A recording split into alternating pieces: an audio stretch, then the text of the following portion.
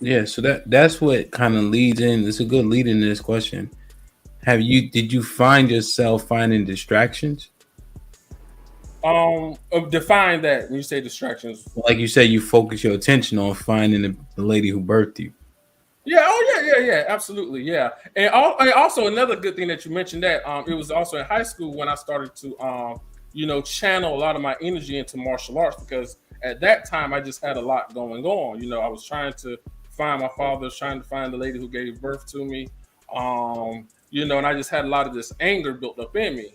And it's a lot of people who grew up without fathers, how they played football or basketball or whatever. I channel a lot of my energy into martial arts because I found it to be an escape route for me. B, without getting, I mean, feel free. We can cut them off whenever. But I've noticed in this conversation, you refer to the gentleman as, or lack thereof, as your father, Yeah. but the mother as the lady who gave birth to you. Is there a specific reason why you do that? Um, no, I just refer to him as whatever. I refer to her as the lady who gave birth to me. I will never call her mother. Um, she's just Isn't she as culpable as him? Right. That's kind of where um. I'm getting at. Oh well, yeah, yeah. I would say yes, she is. They both are at the same culpable, but I guess because when I found her and the rejection that she gave me was still there, Got you. Okay. even That's to her, her dying, even when she was on her deathbed, and I went to visit her and tried to still get questions and to no answer. When you invest a lot of energy and time and resources into finding someone, and then when you find them and when they still reject you, you're asking these questions and they're not paying you any attention, but they're paying your brother and giving him all the attention. That is a hurtful thing. But when she died, I was the only one there and I was the one who buried her, out of pocket, money, travel expenses. And I'm not complaining about that, but just the feeling that she left me with. So yeah, it's a hurtful feeling. So you Okay. respect your adoption mother more. Oh, absolutely. Absolutely. She can call me for anything. I'm stopping what I'm doing. I gotta make sure she's straight. Um, yeah, absolutely. And my mother encouraged me to find the lady who gave birth to me. And she was very happy when I did find her. But yeah, I've always viewed it as I only got one mother. Um, that's how I've always viewed it. Hmm. So, with all that being said, you had developed some daddy issues. I think you kind of said it already a little Oh bit. yeah, yeah, absolutely. I mean, I'm gonna say this, and I know how you say ham. All, some. No, I'm gonna say all. Hmm. There's no man that if he was not raised in the household with a man, and a father figure if that father figure wasn't present in the household, there are some issues there in some way, shape, or form. And again, like I said, I just don't believe that a woman can raise a man into manhood. And from speaking with lots of men who didn't have that father figure in the household, and from the men that I grew up with who didn't have men in the household, there's something that we lack. Okay. Oh yeah, Okay. daddy issues. Yeah, absolutely. I would say that. And Hmm. one of my fears is, although I know I want to be a father one day, one of my fears is, am I really ready for that? Because I never had that in my life. Real quickly, I remember my pastor in South Carolina. He said, in order for a man to be a man, he must first see a man, and that is absolutely true. In order for a man to be a man, he must see a man. He has to see that male figure. And when you take that male figure out of the household, it creates what's the word I'm looking for? It can create a discomfort or a discord in the child. Okay. Let me read the. Damn, I meant to read this a while ago. Alex, they was on your top. No Cupcake Zone podcast with the $2 super chat. Alex practiced generational stealth, no trust. John with the $5. Alex, your husband allow you to put him in a position of weakness due to fear. Mm. G Firm with the $5. Most important thing I learned from my father is In life, no one can look out for you better than you. $5 G firm. Another thing my dad taught me was he said, son, if you're always clean, somebody gonna like you. Seems simple enough. Caesar's Palace with the $10 super chat. What's popping? We have to stop bringing in men on what women do. He's being blaming. That's why you need love to decipher it. We have to stop bringing in men on what women do. There is a whole movement of women going after and making babies with men that are still incarcerated. Women still blame men for these guys also. Damn. Damn. That's crazy. That's motherfuckers is desperate, man. But what say you? With him present or not, did you develop daddy issues? Nah. I don't have no daddy issues. You sure? Yeah, I was about to because hex that. nah, I'm gonna keep it a buck. Stop the cap. Yo, knock it off. My dad was there like I would say like 60, like I said, like 60% of the time. All right, so because like even when I say, you know, my dad was dibbling and dabbling in narcotics, right? When he would go do that, sometimes, you know, he would bring me with him. So that time I spent with him before he got zoned out, I appreciated that time. You know what I'm saying? The times we spent going to travel and see other family members, I appreciated that time. Him and my mom's relationship was just toxic. But the time we spent together, I appreciated that time. The wild shit is, y'all, man, I had to ask my mother this shit as a full-blown adult. So I probably asked her the question like maybe like 3 years ago. I'm like, yo, what happened with Pop? Like, what I'm saying, like, what happened? So she broke down the whole story of how I'm saying when he was in the service, you know, he lost his best friend at the time. He was supposed to take a trip with his best friend at the time, and he ended up not going. And while he went somewhere else, his best friend ended up dying, and then his life fucking spiraled out of control. So I'm like, okay, well, it makes sense now. Now there's a reason why he was the way he was, because mentally he was all fucked up now. So now I get it. Why, you know, he wasn't a good husband to you, or, you know, y'all got a divorce and he started dibbling and dabbling into narcotics and heavy drinking. Yo, he lost somebody that was important to him. You know what I'm saying? But it took me till I was a full-blown adult with a wife and my own kids to get this story. So now I don't have daddy issues, your word.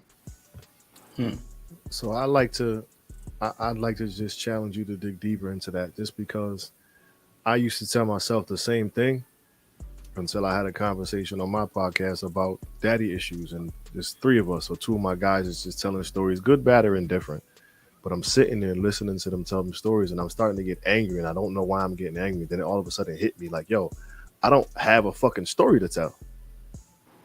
You know what I'm saying? Like, I literally had no story to share with them. So my man's telling me how he likes the Raiders because his daddy took him to the lake one day and burned the 49ers jersey. They were from Oakland. He's like, so, but he had that story to tell. Like, I had no story to like give people like about my history with my dad. And I'm sitting there like, and I'm getting mad. And I'm like, shit, like, I didn't realize this shit was that deep rooted. Like, because I never thought about it. But nah, Chief, I got stories to tell. I'm just not telling y'all. No, but to my point though, like, I have good stories to tell though about my pops. See, like, yo, when my pop used to pick me up, man, on them coach buses, and we used to ride out, you know, from state to state. I appreciated that shit, man. Word, I really, really appreciated that shit. And you know how, you know, when a relationship is torn, you get back home, it's like, and Mom Dukes is like, all right, what'd you do with your dad? So now you got to break down and tell everything you did with your dad, down to the point where it's like, yo, Pops was smoking reefer.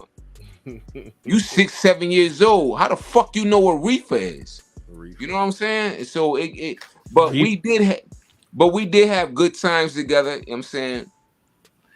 Pops taught me how to fish. All right, Pop all was, right, all right, all right, all right. yo, Yeah. PX. Yeah, I know. He just asked one story. You done told 7 goddamn I'm just stories. saying.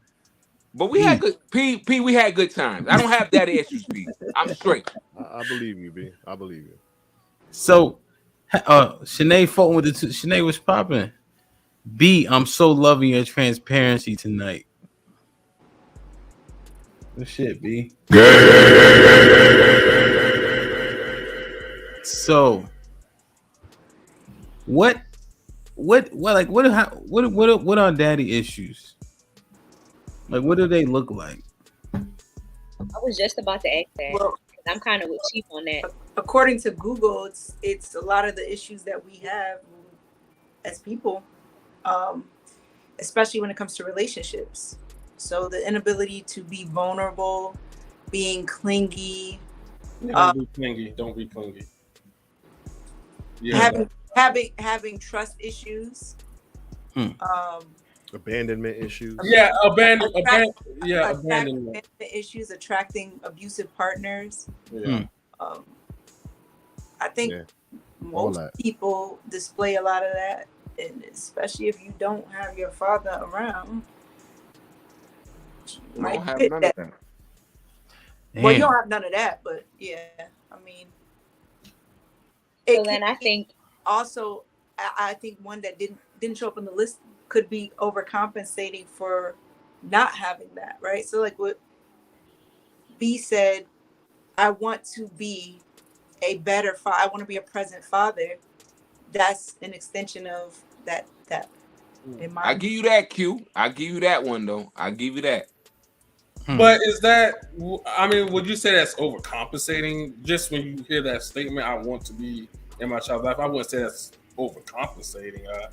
Well, you're because if you look at your reasoning, right? When you said that, you weren't like, it's always been in my heart to do that, and that there was no reason attached to your biological father. It was other shit, some healthier shit. And then also on the flip side, Q, if feeling like you don't need a man to raise a child because you feel like you were fine without one, with a father too. So yeah, like a hyper independence.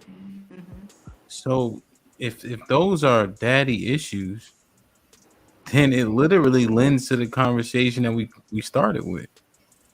If those are daddy issues, the results that we talked about in these streets and all that, I mean, it kind of makes sense. That's a way. You know, it's a damn good way to put it full circle here.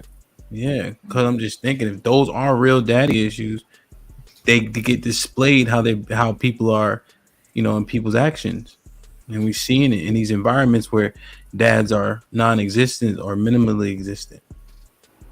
I'm still on the fence about it, but okay. Yeah, a lot of those issues are subconscious as fuck too, and you don't realize they're daddy issues until you know what I'm saying. You had some time to sit down and do some introspection. So yeah, no, I'm just trying to see, because I'm just trying to see like how they manifest in different ways before I quickly answer. Alex, what say you? Before I give my answer, him and I have a relationship now, but I didn't really realize the said daddy issues or the lessons learned until now, being an adult, that we have a relationship. But I think one thing that sticks out to me is the lack of trust. That's a mom and dad thing, the lack of trust, and just being in the same of, if you say you're going to do something, please do it, and then you just wouldn't do it, or not asking more than once. And I think that's something that, as an adult now, that drives me crazy, is that she never held him accountable. And I'm very big on holding people accountable for things. So I feel like I overcompensate with that. If I tell you I'm going to do something, I'm going to do it, because my name is all I have. And I'm very big on making sure that I come through for people, which can be sometimes to my detriment. And I see that with work. I see that with friendships. I see that in my marriage. Like, I said I'm going to do it. I'm going to make it happen no matter what. And sometimes it's okay to just, step back. But then I think also with that, that's where my grace comes in. And I feel like I give a little bit of too much grace because I am so understanding because of his background or whatever the case is. So it's definitely different I saw him in pockets growing up, but now that I'm an adult, my perspective on it is different. And to similar with Bub, like asking someone like, yo, what happened? Why are you like this? Like, where did that come from?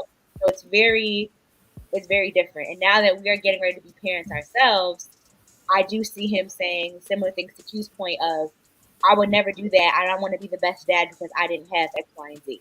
So there is that bit of overcompensation piece that comes into play as well. So Alex, yes or no?